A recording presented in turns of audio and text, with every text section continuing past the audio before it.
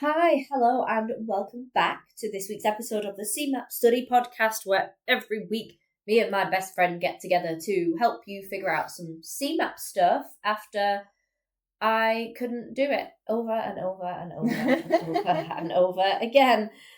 So if you've never been here before, welcome. I'm Charlotte. I'm Maria. And if you have been here before, welcome back. Thanks for coming back. It's wonderful to have you. This week's episode is going to be focusing on CeMAP 2 and 3, topic 15, which is excitingly entitled Other Factors Affecting the Lending Decision. Really, be more vague. Really vague. The reason that we do this is because a few years ago now, I really couldn't get CeMAP qualified. And it's funny because I have people that come, we were just talking about this before we started hit record, but before I started doing this, I literally couldn't get CeMAP qualified. I sat my exams like 5 times and I still failed spectacularly. And I went to like a business event, which was really exciting not that long ago, and led with the fact that I could not get this qualification, and now I teach people to do it. And somebody came over to me afterwards and was like, I thought it was really brave the way that you did that. And I was like, oh stupid, I didn't really think about it. And that's what I do now. That is what I do full time, help people get CeMAP qualified. Yeah. It's the best thing I ever did. So if you can't get CeMAP qualified, or if you're struggling or finding it tough, you are not on your own. There's literally so much that I can do to help. If you haven't found it before, go and find all the free stuff on the website, including the e-learning platform, all the YouTube videos, all of these podcast episodes, and everything else. But I have a sneaking suspicion most people listening to this random episode will probably have been in before. Yeah, if you're not, then go back to the beginning. Go back, all the way back. There's more podcast episodes that will do you better than this one will. So I think it actually says start here. It does. That's the name of the episode. To brush you guys up on where we're at for masterclass availability. May is now looking as though the next availability. So if you are listening to this wondering whether or not you should get booked onto a masterclass, just do it, because by the time we get to March, it will be June before you can book on a course. This is coming out in another week from when we are recording it, so there's every chance May might be fully booked by then. That is a very good point. And if you really want to get CeMAP qualified before then, and you can't wait for a masterclass space, that's what the e-learning platform is there for. So in the show notes, you can find links to both of those things. And that's it. That's our introduction. We've cut it down to 2.5 minutes. We're not going to fuck about any longer. Maria, would you mind? Cue intro music.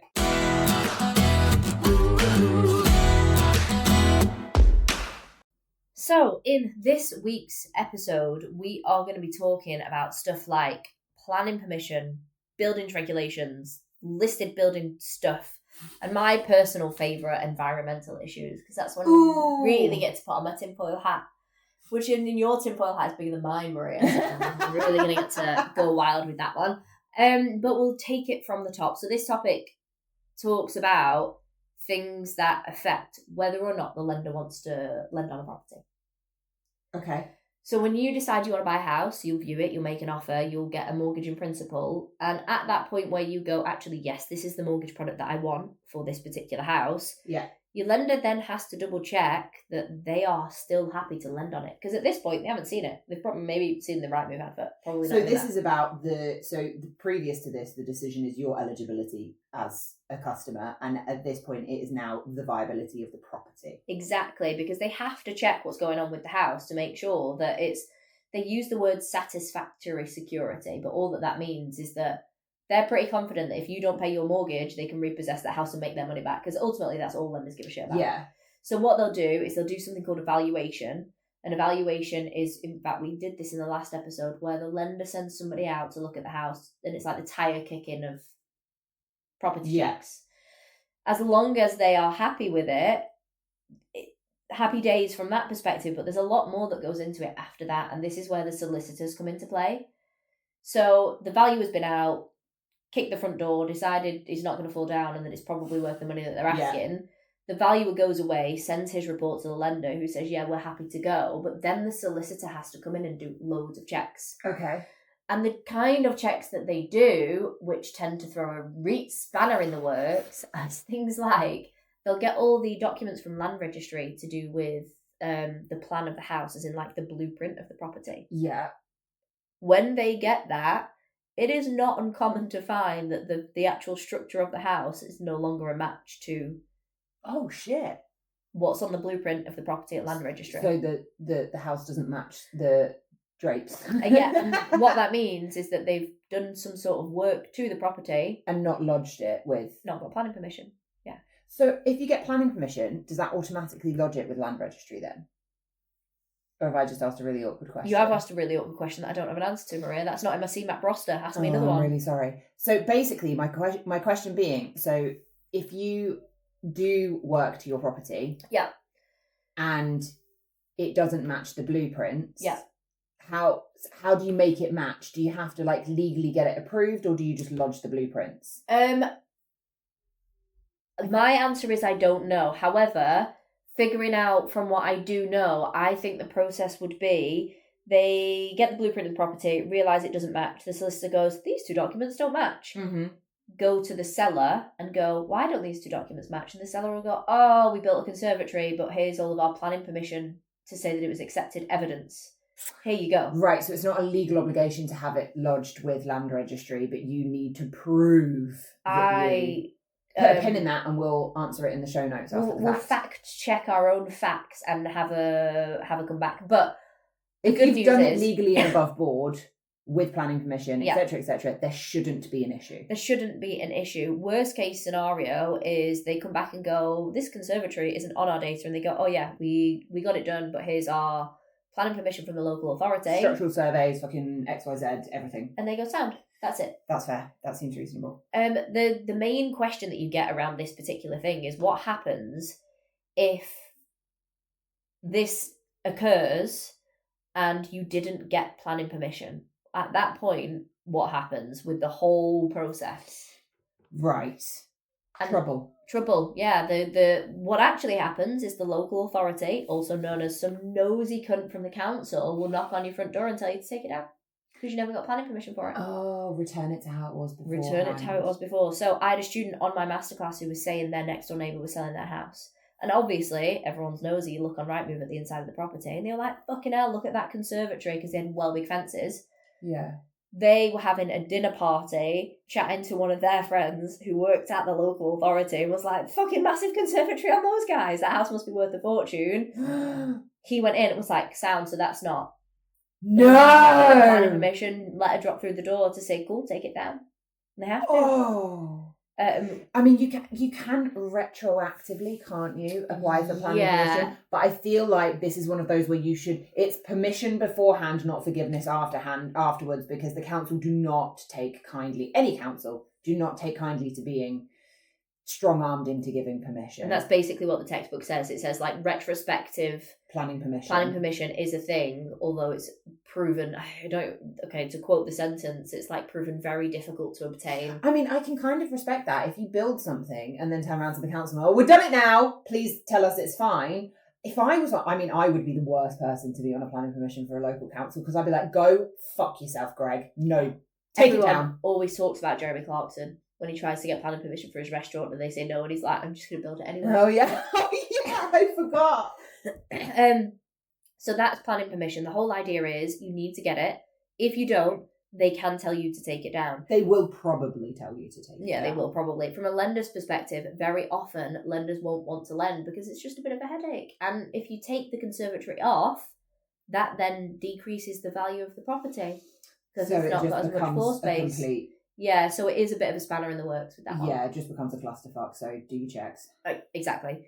So, planning permission, apply to your local authority, get all the right stuff done, because when you come to sell that house, that's when it will have the biggest impact. Real world example, there's something to do with fireplaces, and it comes to, I don't know if it's planning permission or buildings regs. Right. But do you remember the old house that I bought in Wales, had the fireplace in it? Yeah. The couple that we bought it off, they got glandular fever and decided to put that fireplace in themselves one weekend while they had glandular fever. Standard. But they didn't have any official signing documents to it. So it almost scuppered the sale because it had no safety checks or anything, and they had to go away and pay for them to be done to be able to sell the house. So it's stuff like that people never think about. Yeah. That is a big deal. Yeah, that's fair.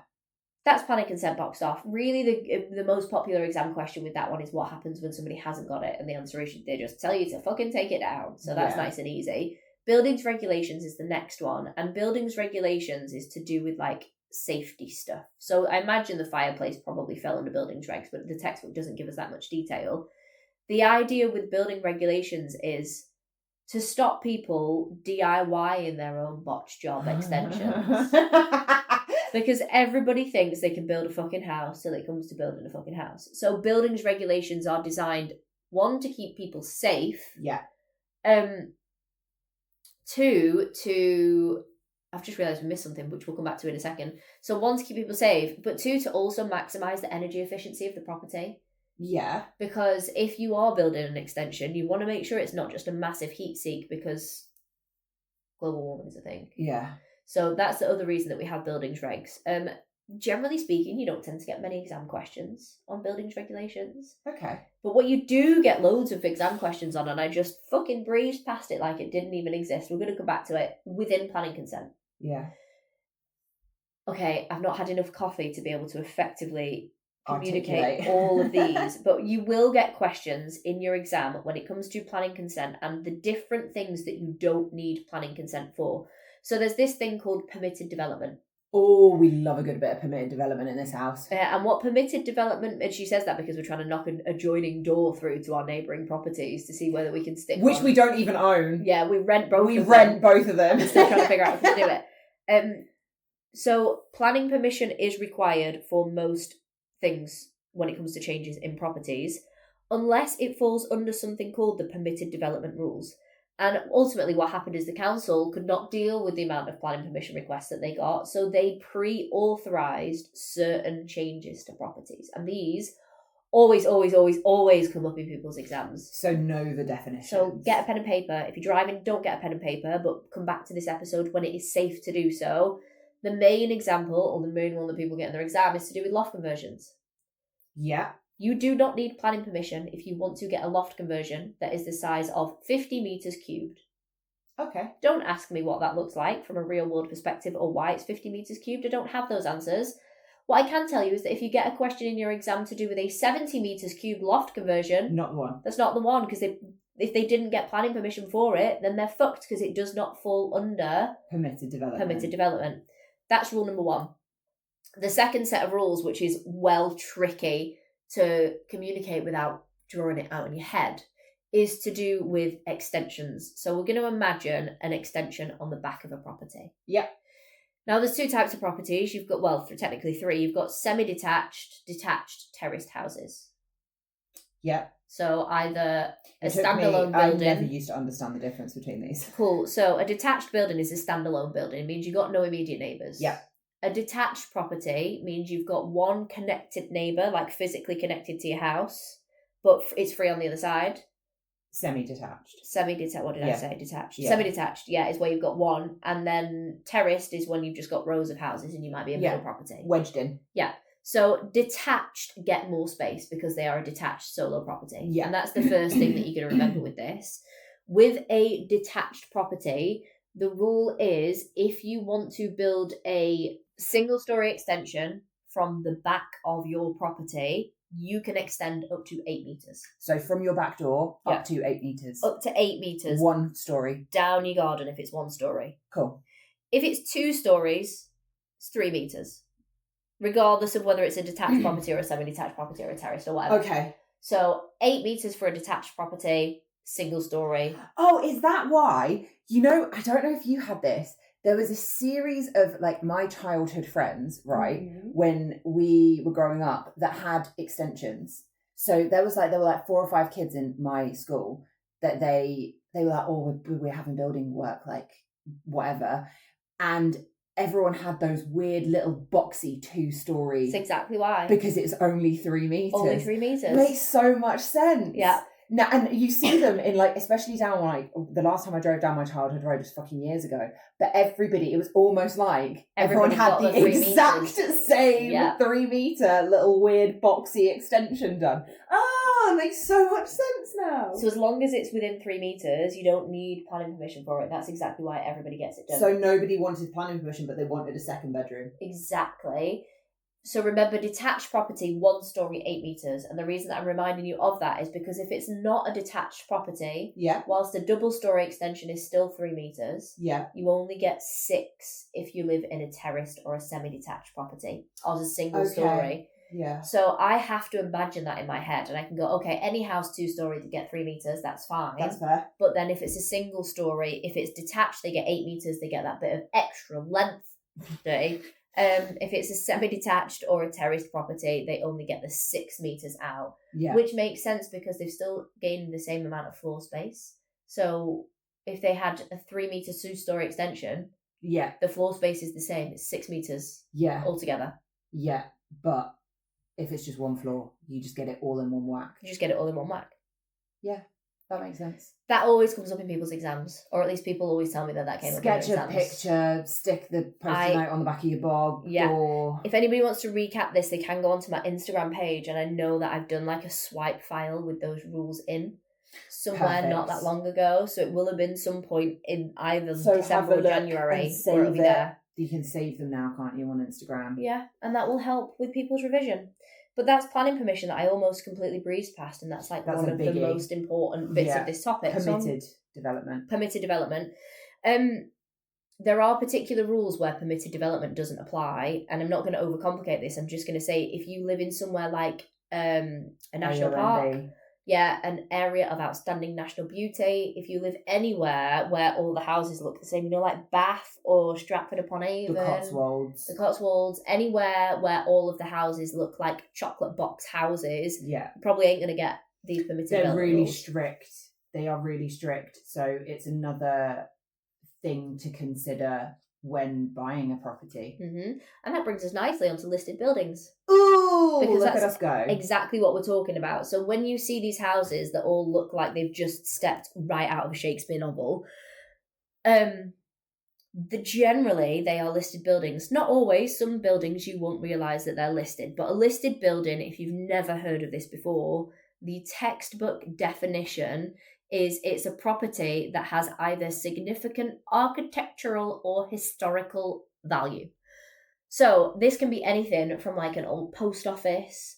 There's one in Bury where I grew up, and you wouldn't even know it was a listed building. Seriously? But like King Henry VIII was reported to stay there one night with one of his wives. Oh. You can't do fuck all to that property now because it's a listed building. So sometimes you don't know that they're listed, but very often you do. Those black and white houses. The Tudor style beams. Anything with a Tudor style front. Not the really cute, perfect looking new ones. The ones that have like a higgledy-piggledy roof and the front door don't look like a normal height person. Thatched roofs. Fucking nightmare. Yeah. All of those are classed as listed buildings. So the reason that these are significant is lenders kind of don't like them. Whilst it's not a hard no, it's a bit of a fucking headache, both for a lender and for an owner of a listed building. And that's because you are restricted when it comes to the changes that you make with listed buildings. So dependent on the grade of list that you have, you've got grades 1, 2, and 3. Grades 1 are the strict ones where nobody would buy them because no lender's going to lend on them. It's basically national trust or broke. Yeah, grades 2 and 3, people do live in those houses very often. It just means that they still have some sort of particular importance. But if they want to do anything like knock a wall through, redecorate, sometimes even paint the front of their house, they have to apply through their local council, who will then apply to the relevant government minister, who then may consult companies like English Heritage, or if it's in Scotland, they've got CADW. I don't even know what that stands for, but it's like the Welsh version of English Heritage. Basically, it's just a nightmare. Like sometimes even painting the property. Painting, materials. We had one of the dogs we rehomed through the rescue that I work with. He was being fostered by a family that lived in a grade 2. Mm-hmm. They had 3 dogs. He was their 3rd, and he was doing really well, and we all thought he was going to be kept. And then they rang us and they were like, so he keeps like destroying the house. And by destroying the house, they were like, it wasn't just like the sofa or the dining room table. He was eating the walls and the doors and the windowsills. And because it was a grade 2, they basically had to apply through the council to Historic England to come in, have a look at the damage and recommend tradespeople that could do the work to fix it. So they were like, it's not just like plastering it and putting a lick of paint on it, because it's a grade 2 listed property. He's cost us like tens of thousands of pounds. Oh, shit. So they returned him and we were like, fuck, we thought this was the one. Yeah. 2 weeks later, they came back to get him. They were like, we don't care how much it costs us. We love him. We can't live without him. Which is the most wholesome thing in the world. But yeah, fucking nightmare. So, absolute nightmare. For you guys that have been listening to the podcast for a long time, you know Maria by now. What you might not know is that she works for a rescue centre. Maria, if you want to give those guys a shout out right now, if they've got any sort of social media or anything you can do. Yeah, so they're Doberman Rescue UK and Europe. Short is Drew. We have a small kennels, we rehome, but we also do home-to-home rehomes. So please, if you have a spare £5 or £2, or you just want to buy the dogs some treats, we've got an Amazon wish list. And I'm in the kennels like 5 nights a week and 3 mornings a week, getting everyone up and giving them cuddles. We've got a couple of OAPs in who are looking for homes. If anybody wants to potentially adopt a Doberman, they are honestly the most wholesome thing in the universe. And I know we are slightly biased towards dogs, but honestly, they're incredible. We're based in Cheshire, and we literally, even just if you don't have any spare cash, just sharing the posts for adoption. We rehome across the UK. We can home check across the UK. And honestly, the team, the kennel staff, the trustees, everybody that I work with are just incredible. And all we want is to find these dogs homes forever and ever. Amen. And there you go. That's something to go and follow. So where can they find them, Maria? Literally, we have Instagram, Facebook, Amazon wish lists as well. And what are they called? All kinds of Drew. So Doberman Rescue UK and Europe. We are the only registered Doberman charity, registers with the Charity Commission in Cheshire. We're the only one. I will link them in the show notes, and then people can just click on, really easy. Yeah, click on, buy the puppy some treats, or even just like send us some treats because we get through them. That was not a planned caveat. That really wasn't, but it worked out quite nicely. Yeah, slid it in there. So, what was the dog called that chewed the listed building? Oh, which one was he? No, it wasn't Seamus. I think it was Rupert, which is a solid name. Rupert chewed the listed building, which was a problem because with listed buildings, if you want to make any changes, if it's grade 1 or grade 2, you have to put an application in through the council. You then have to get that application passed on to English Heritage. The reason I'm telling you all this is because this is a very popular exam question, and they can sometimes have to also speak to the relevant government minister. So it is a bit of a ball ache. And from a lender's perspective, they will be hesitant to lend. Not just that, they will need to see paperwork for every bit of work that has been done to that property since the last time it was sold. That's wild. So, yeah, it's kind of like selling your car, except it's mandatory to provide the service history. Yeah, it's a massive, massive deal. Yeah, it's like, oh, well, it says that the front door was black and now it's like beige. What's the deal? Yeah, that's so... I mean, it's a specific type of person that wants to live in them, I suppose. It is. I say, having sent you a link this morning on Rightmove for a 25-bedroom grade 2 listed mansion for £150,000. Yeah. The last thing we're going to talk about on this topic, guys, is environmental issues that might cause concern when it comes to lenders. And whenever I teach this in a masterclass, I always see my students roll their eyes because they think, Charlotte, we know you're part of the Tinfoil Hat Brigade, but I'm reading this out of the textbook. Ooh. This is not just me. So the textbook goes on to talk about how not just lenders, but how buyers are now more apprehensive when it comes to buying properties that are built, for example, near pylons. You're a pylon. Couldn't even think of the word. Overhead electric power lines. Exactly those, because they have been associated with causing cancer. And that's not me, that's coming out of the textbook, so don't bash me for it, even though you literally says know. it. Overhead electrical power lines are also thought by some to cause cancer. And the controversy is sufficient to make some lenders reluctant to accept mortgage business on properties with cables above them or where an electricity substation is in the vicinity. Thank you, Maria. So there you go. That's quote. One thing that can cause concern. Other ones are things like building new housing estates on contaminated land. So you will all know somewhere in your local area that used to be like a battery farm. And I know battery farming's not a thing. I'm thinking of chicken farming, battery hens. I'm thinking of battery farm. Battery factories. Yeah. You all know somewhere that used to be like a battery factory. Or tips. Yeah. Or literally anywhere where really bad stuff goes into the ground. Really bad stuff. And then they knock it down and they just build houses on it and nobody bats an eyelid. Actually, people do bat eyelids now. So with these kind of developments, they have to put like industrial fans in there, or industrial, like, what's the opposite to a fan where it collects all the air? I don't know either. They suck all the contaminated air out and then they go and release it into the wild to kill all the livestock. I don't know what they do, but basically the whole concept is lenders can be hesitant to lend on those types of things.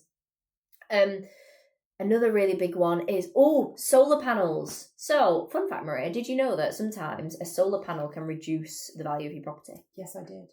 Oh, is that because you read the textbook?